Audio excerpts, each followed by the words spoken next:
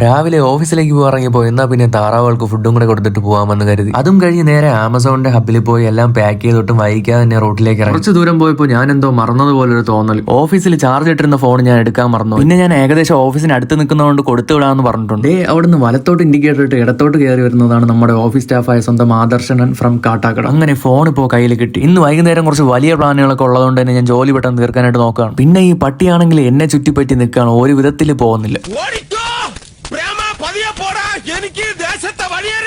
ഇനിയിപ്പോ ഒരു 2-3 പാക്കേജോട് കൊടുത്തു കഴിഞ്ഞാൽ ഇന്നത്തെ പരിപാടി കഴിയും. ലാസ്റ്റ് വീട്ടിൽ ചെന്നപ്പോഴേക്കും മുറ്റത്തൊരു കോഴി.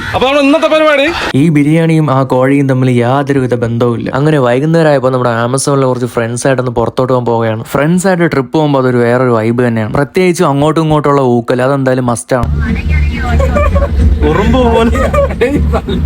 പൊന്മുടിയിലേക്ക് പോകാനുള്ള ഫസ്റ്റ് പ്ലാൻ തന്നെ ഫ്ലോപ്പ് ആയി പോയി. കാരണം 4 മണി കഴിഞ്ഞ് അവിടെ എൻട്രി ഇല്ല. പിന്നെ അവിടെ അടുത്തുള്ള വേറെ സ്പോട്ടുകളിലേക്ക് പോവാമെന്ന് കരുതി ആദ്യം മണലി പാലത്തിലേക്ക് പോയി. അങ്ങനെ ഇന്നത്തെ കറക്കം ഫുള്ളും ഈ മാരുതി 800-ലാണ്. മോഡൽ വന്നിട്ട് 96 ആണ്. ഇനി ഇവിടെ നിന്ന് നമ്മൾ പോകുന്ന അങ്ങനെ അധികം ആർക്കും പരിചയമില്ലാത്ത ഒരു ഹിഡൻ സ്പോട്ടിലേക്കാണ്. ഇന്നത്തെ യാത്രയിൽ എനിക്ക് ഏറ്റവും ഫേവറേറ്റ് ആയിട്ടുള്ള പ്ലേസ് ഇത് തന്നെയാണ്. ഇവിടുത്തെ ഹൈലൈറ്റ് എന്ന് പറയുന്നത് ഈ കാണുന്ന വെള്ളച്ചാട്ടമാണ്. ഇതുകൂടാതെ എനിക്ക് ഇഷ്ടപ്പെട്ടത് ഇവിടുത്തെ അറ്റ്മോസ്ഫിയർ ആണ്. പിന്നെ വളരെ തിരക്കൊന്നും ഇല്ലാത്തൊരു പീസ്ഫുൾ ആയിട്ടുള്ള പ്ലേസ് ആയിട്ടും എനിക്ക് തോന്നി.